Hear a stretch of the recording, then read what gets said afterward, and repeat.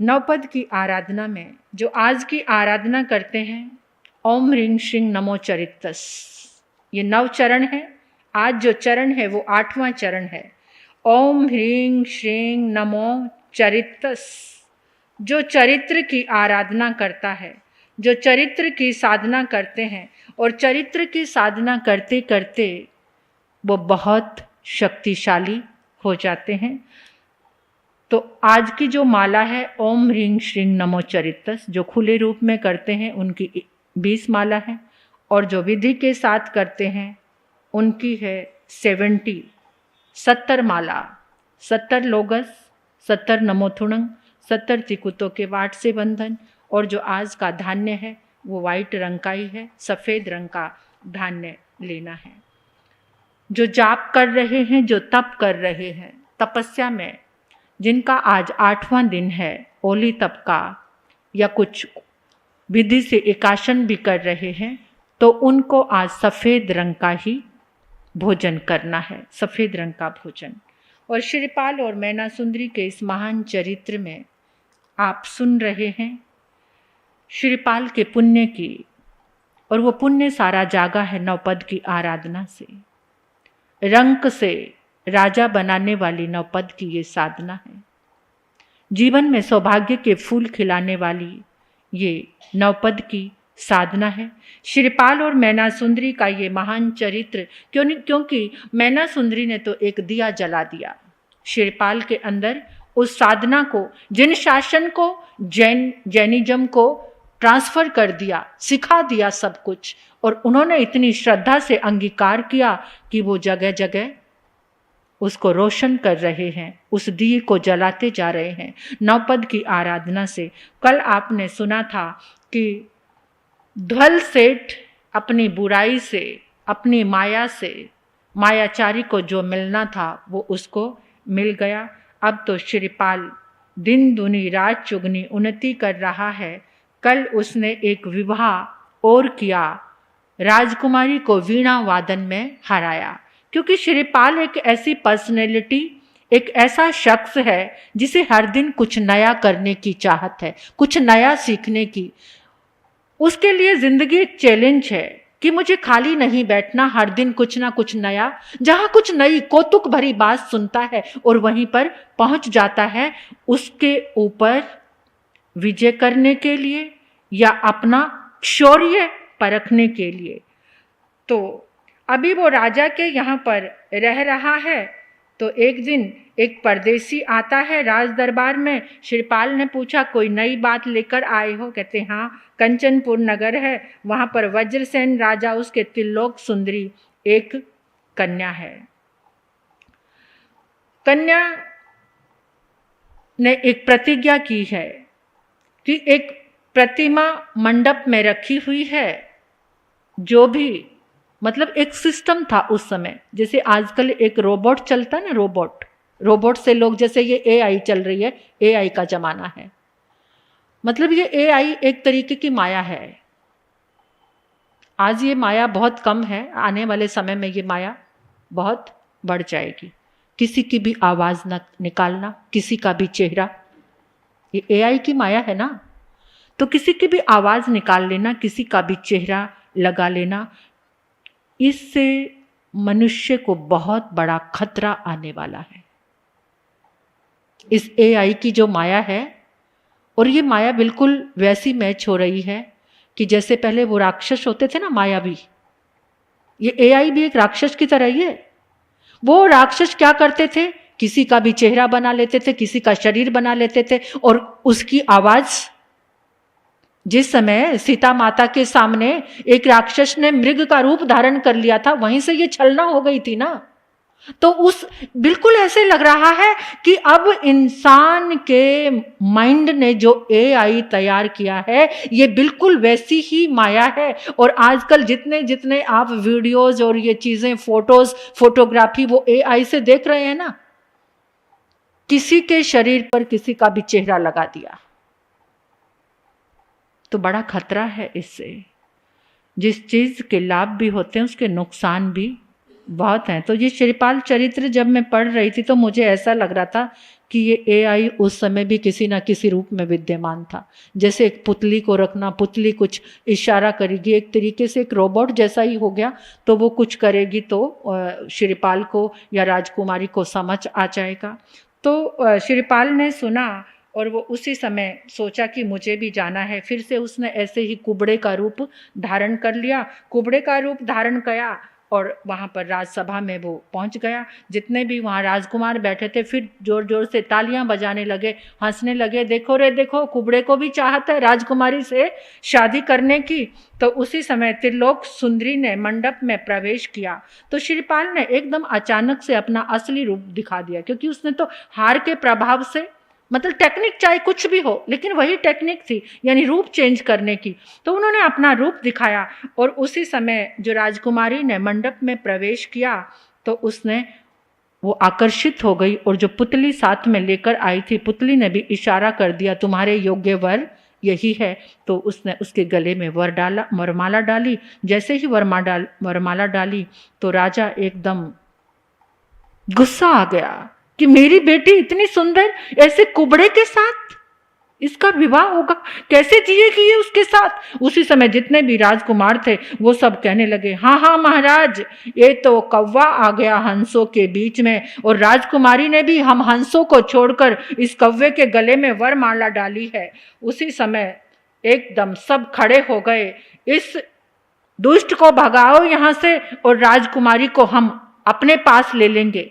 उसी समय श्रीपाल ने जोर के ध्वनि निकाली और कहा, पर नारी पर कुदृष्टि रखने वालों, एकदम इतना पराक्रम दिखाया कि सबको भगा दिया।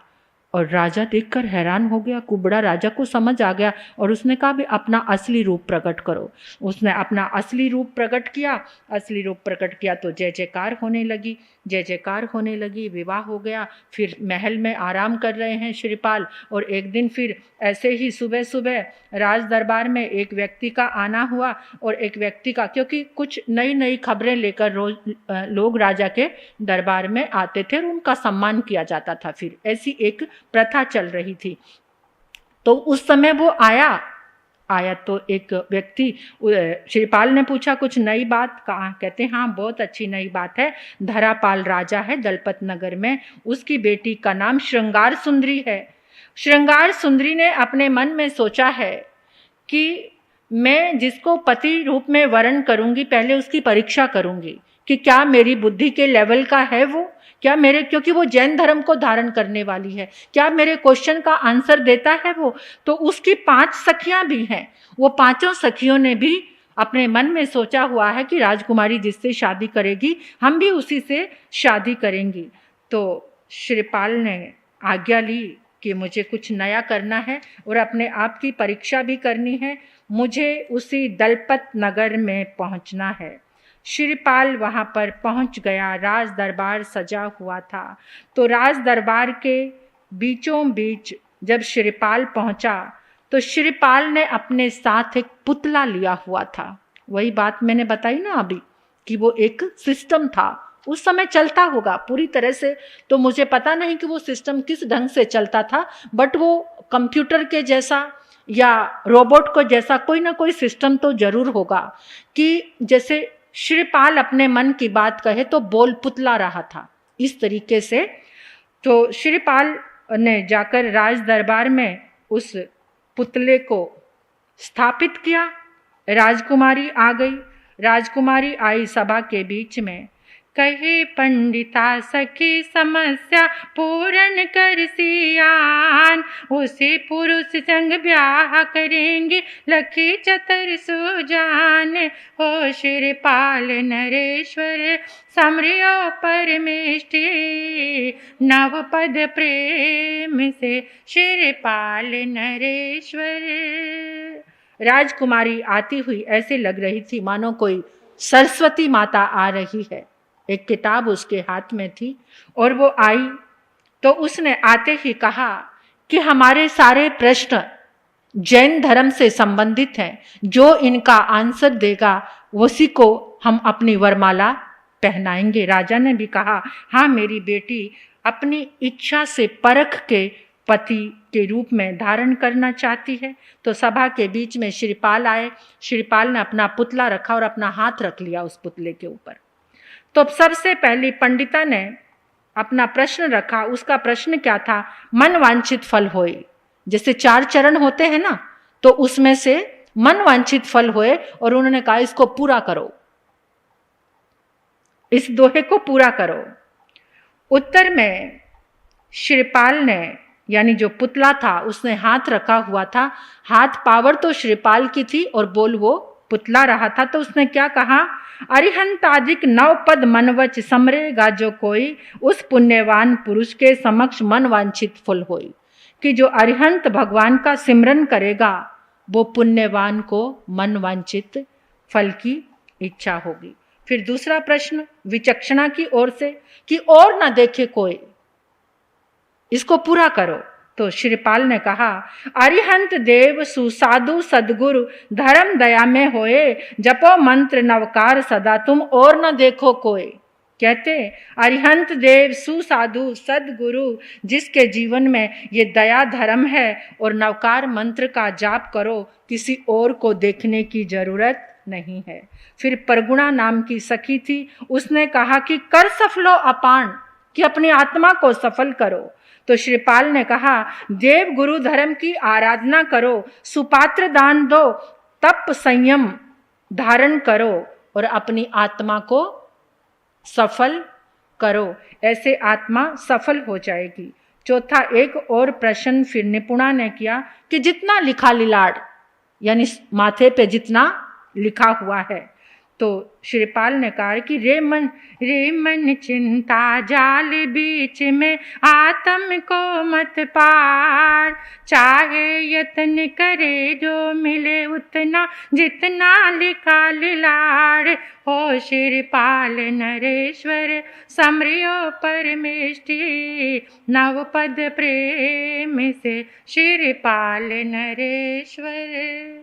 कहते जितना लिखा लिटाट, यानी जितना तुम्हारे, मतलब चिंता मत करो, जितना तुमने सौभाग्य बनाया है, जितना तुम्हारे भाग्य में है तुम्हें उतना ही मिलेगा, चिंता करने की जरूरत नहीं। 5वां क्वेश्चन था तस जब जगदन दास, कि उसका सभी पूरा संसार दास है। किसका? जिसने पूर्व में पुण्य कमाया है। श्रीपाल ने कहा कि जिसने पूर्व में पुण्य कमाया है उसके नर बल बुद्धि लक्ष्मी सभी दास होते हैं, जो पुण्यवान होता है। और छठा क्वेश्चन श्रृंगार सुंदरी का था कि रवि पहले उगंत, सूर्य से पहले कौन उदयमान होता है। तो श्रीपाल ने कहा, जीवित जग में यश नहीं लीना, यश बिना क्या जीना, जो नर यश ले अस्त हुआ है वो रवि पहले उगंत।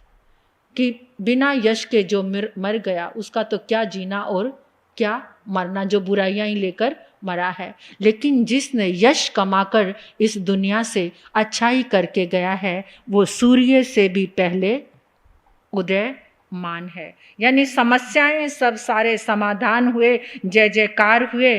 5 सखियां एक राजकुमारी, सबका विवाह श्रीपाल से कर दिया गया।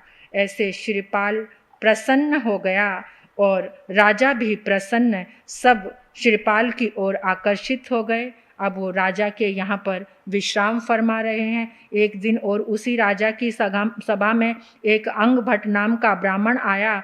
उसने कहा कि कोलागपुर में एक राजा है, राजा विजय सुंदर, उसकी जय सुंदर कन्या है, बहुत अद्वितीय है। तो राजा ने एक राधा वेद यज्ञ रखा हुआ है कि जो कोई राधा वेद यज्ञ में, श्रीपाल ने सुना और वहाँ पहुँच गया। 9 पद की आराधना थी, हार का उसके पास प्रभाव था ही, और धनुर्विद्या, क्योंकि उसके पास 2 विद्याएं उसने बांधी थी, जल तरनी शस्त्र परनी, यानी कोई भी विद्या उसको आ जाती थी। तो वहाँ पर पूछा, उसने राधा वेद यज्ञ फिर संपन्न किया, एक विवाह और हो गया। तो अब कोलागपुर में रह रहा है। तो एक दिन उसने राजा को कहा, रात में बैठे बैठे उसको याद आ गया कि अब वैशाख की अष्टमी नज आने वाली है और मुझे चलना चाहिए। मैना सुंदरी की याद बैठे बैठे ही उसको आ गई तो उसने राजा के पास बात की और राजा ने कहा कि अब हमारे चलने का प्रस्थान हमें करना चाहिए। कोलागपुर से प्रस्थान कर कंकुद्वीप के थाना शहर में पहुंच गए। वहां पर राजा के कोई पुत्र नहीं था। उन्होंने राज्याभिषेक किया, राजा बना दिया। श्रीपाल कुछ दिन तो आराम से रह रहा है, लेकिन एक दिन रात्रि में उसने अपनी रानियों से कहा, उदास हो गया कि 12 वर्ष के बाद जो अष्टमी वो आने वाली है, अब हमें अपने उज्जैनी की ओर प्रस्थान करना चाहिए। राजा से उसने मन की भावना रखी। राजा भी कैसे रोक सकता था, क्योंकि उसने तो प्रतिज्ञा की हुई थी। तो इतनी सारी रानियां, इतना बड़ा लश्कर, उसके साथ श्रीपाल ने अपना प्रस्थान कंकुद्वीप से प्रस्थान किया। मदन सेना जितनी जितनी रानियों को रास्ते में छोड़ता गया था, सब रानियों को वहां कंकुद्वीप में उनके पिता को और रानियों को बुलवा लिया था, राजकुमारियों को। इतना बड़ा विशाल एक ऐसे लग रहा था कि जैसे कोई चक्रवर्ती अपनी विशाल सेना को लेकर आ रहा हो। रास्ते में चलते चलते सुपारक नगर आया। सब जगह राजा श्रीपाल को भेंट देने आते थे, क्योंकि सबको लग रहा था चक्रवर्ती आ रहा है। तो एक सुपारक नगर का राजा नहीं आया। श्रीपाल ने, क्योंकि नगरी के बाहर जब वो डेरा अपना डालता था तो हर कोई राजा उसको भेंट देने आता था, लेकिन वहां का राजा नहीं आया। तो श्रीपाल ने पूछा, क्या बात है यहाँ का राजा? कहते, राजा को एक ही कन्या थी, उसको सांप ने डस लिया और उसका क्रियाक्रम, उसका मतलब संस्कार करने के लिए जा रहे हैं। तो श्रीपाल ने पूछा, अभी संस्कार तो नहीं किया? कहते नहीं। तो उसी समय श्रीपाल पहुंचा, उसने जल लिया, जल में नवपद की आराधना की, जो हार था गले से उतार के वो हार भी जल में डाला और उस कन्या के ऊपर, बिल्कुल नीली हो चुकी थी, सबने सोच लिया था ये मर चुकी है, अब इसका संस्कार करना है। श्रीपाल ने कहा, रुको, मुझे 2 मिनट का समय दो। 5 मिनट उस कन्या के पास बैठे, नवपद की साधना की, अभिमंत्रित जल उसके ऊपर छिटा दिया और उसका सारा जहर उतर गया। कन्या ने आंखें खोली तो सामने राजा को श्रीपाल को देखा। अब तो राजा बहुत खुश हो गया और उसने कहा, मेरी बेटी को जीवन दान देने वाले अब इसके जीवन साथी आप ही हो। तो ऐसे करके श्रीपाल का विवाह और रास्ते में एक हो गया। इतनी पत्नियों को साथ लेकर वो उज्जैनी नगरी के बाहर आ गए। उज्जैनी नगरी के राजा पद्मपाल ने सोचा कि कौन चक्रवर्ती चढ़ के आ गया है, उसे नहीं पता, वो किसी को पता भी देना नहीं चाहता था,